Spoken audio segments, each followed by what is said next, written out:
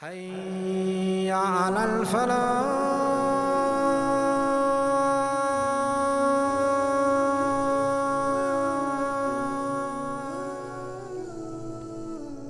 Modern-day Somalia was among the first places on the continent to embrace Islam.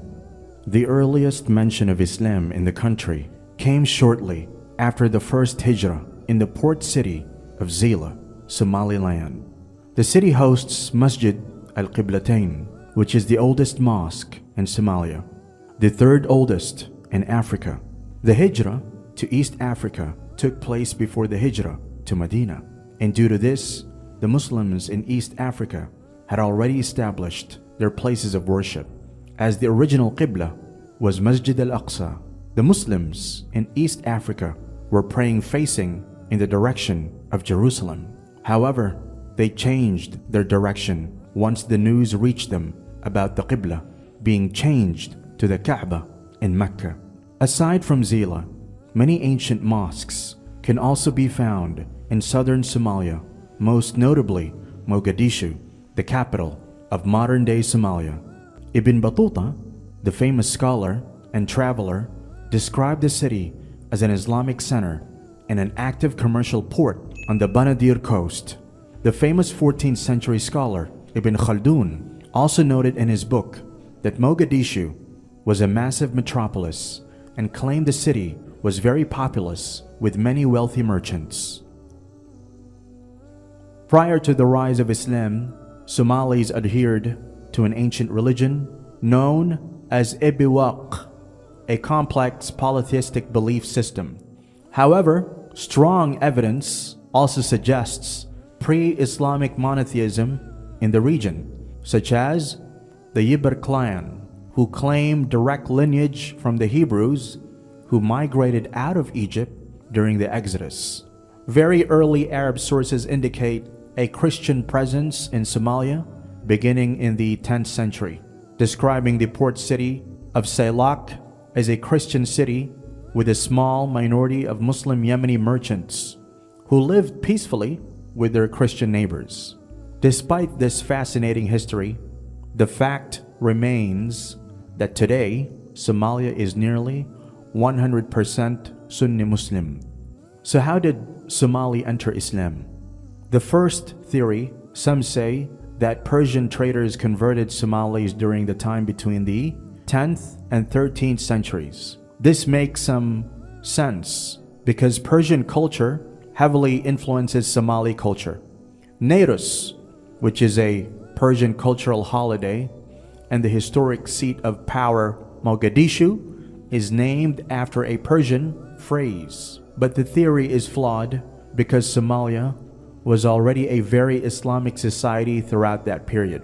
It took 600 years of peaceful da'wah to establish Islam as the dominant religion in Indonesia. But Somali people were recognized as one of the most prominent Islamic societies during the early part of the second millennium. Also, Somalis are very xenophobic nomads, so they were likely to peacefully accept Islam like the way the Egyptians or Syrians or Iraqis accepted Islam after their Roman and Persian tyrants were defeated. This theory is the most widely propagated story of Somalia's conversion to Islam.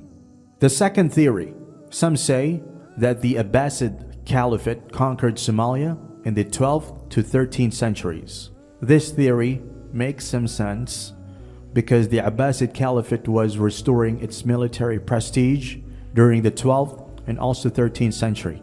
And they were also taking servants from Zanj, Bantu, coastal regions below Somalia, which may have been acquired by making deals with Somali clans like the Omanis used to do. But this theory is flawed because Somalis were already a prominent Islamic nation during the 12th and 13th centuries. And the Abbasid Caliphate also had a strong relationship with the Somalis of Zeila and Mogadishu. And these cities were prestigious Islamic societies. It takes multiple centuries to build prestige, which means that Somalis were Muslims for a long period before the 12th and 13th centuries. Most importantly, there is no recorded history of foreign invasion of Somalia until the colonial era. And if Somalia had been invaded by the Abbasids, it would be part of the Abbasid history, but it is not. The third theory, some say that the Sahaba radiallahu anhum converted the Somali people to Islam during the migration to Aksum. Some Somalis say that the Sahaba radiallahu anhum converted some tribes in the Horn to Islam, and that Islam began in Somalia during that time. This theory is flawed because the Muslims had an agreement with the Aksumite leaders that they would not convert anyone during their period in Abyssinia, and also because the Sahaba reached Abyssinia through the coast of modern-day Eritrea, not Somalia or Djibouti. The Sahaba took refuge deep in Tigrayan and Amhara territory, so they were far away from any Somalis or afar. But the theory does have some strong points because according to the Sunnah, the Aksumite leader, An-Najashi, rahimahullah, became a Muslim. The Sunnah only says that the Prophet Muhammad sallallahu alaihi wasallam prayed janazah for An-Najashi, which is basically proof that he certainly converted to Islam. Since the Sunnah does not add more details about An-Najashi's life, we don't know the full story after the Prophet ﷺ made janazah. Since Aksum remained a Christian city until now, we can say for sure that An-Najashi's new religion was not accepted by his people, which means that he and perhaps some other early Abyssinian converts were exiled by the Christians. And this creates the possibility that the early Abyssinian Muslims made their own Hijrah until they encountered the pagan Somalis in afar. But in reality, it is also the most likely scenario, since the other theories have far bigger flaws. It's unlikely that the Somalis would peacefully accept Islam from normal Muslims like the 10th to 13th century Persians. But the early Abyssinian Muslims were blessed by their interactions with the noble Sahaba. And we know that the early generations of Muslims had a lot of charisma and superior qualities over the later generations that enabled the Sahaba to overcome difficult obstacles like the ignorance of pagans. Despite these theories in history, the fact remains that today Somalia is nearly 100% Sunni Muslim. Ibn Battuta arrived in Mogadishu, the capital city of Somalia, in the year 1331. Though some today would associate the region with famine and war, the image is far removed from the vibrant descriptions of its medieval form. Ibn Battuta described it as a town of endless size.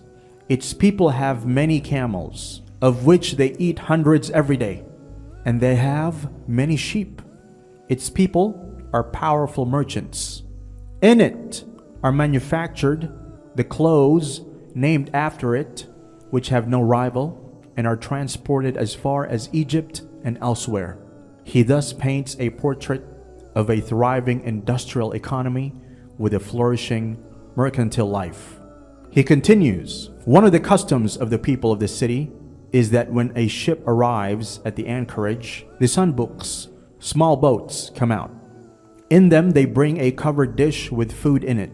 He offers it to one of the merchants of the ship and says, "This is my guest."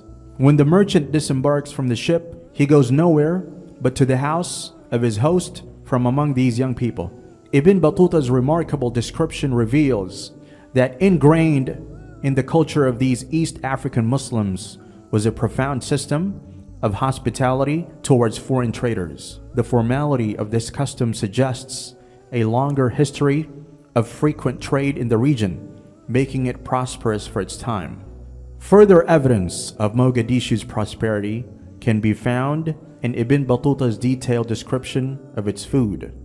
He observed that one of the people of Mogadishu habitually eats as much as a group of us would. We stayed 3 days and food was brought to us thrice a day, for that is their custom. While it is possible that only the upper class ate as much as he described, he accounts of the copious amounts of camels everywhere. along with the frequent gifts of fish, indicate a general abundance of food. It is worth noting that Somalia's riches were likely attributable to the large and powerful Ajuran Sultanate, which ruled Mogadishu during Ibn Battuta's visit. The region was so famed that it attracted Iberian Muslims fleeing the Spanish Inquisition. Evidence suggests that the empire played a major role in international trade across China, Persia, and India, as well as in the geopolitics of the Muslim world, such as holding the Christian West at bay during the Age of Discovery by defeating the Portuguese in battle. This civilization is often left out of most popular Islamic histories. Regarding Mogadishu, Ibn Battuta noted that it is customary when a faqih or a sharif or a man of piety comes that he does not lodge till he has seen the sultan. This signifies two important things about the Islamic practice of these East African Muslims. The first is their religious devotion, for only those committed to Islam would honor those considered of having a high spiritual standing, legal knowledge of the religion, or descent from the Prophet Muhammad sallallahu alaihi wasallam. The second is their sense of community and kinship with other Muslims, as the fact that this tradition even existed in Ibn Battuta's time suggests that the city was often frequented by learned Muslim travelers. One of the most notable figures in the region is Yusuf bin Ahmad al-Kawnayn, popularly known as Sheikh Abu Barakat al-Barbari, blessed father of Somalia.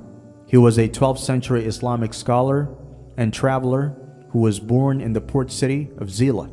After completing his studies in Iraq, he returned to the region, establishing learning centers in Harar, Ethiopia, and various cities in southern Somalia, all of which were part of the Shafi'i school of thought. He is known for spreading the Islamic faith to the Maldives Islands, Sri Lanka, and Southeast Asia. Sa'id bin Mogadishu was a 14th century scholar and traveler.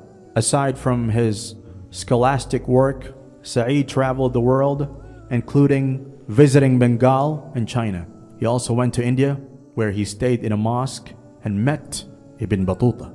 According to some scholars, when Sa'id and Ibn Battuta met in India, they had a long conversation, which Sa'id told Ibn Battuta about his travels in China, detailed the Yuan dynasty's political landscape and first succession.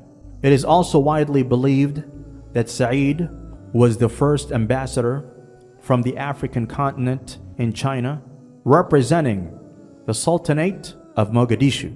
He is also considered to be the first African to study Mandarin and to translate works from the language to Arabic.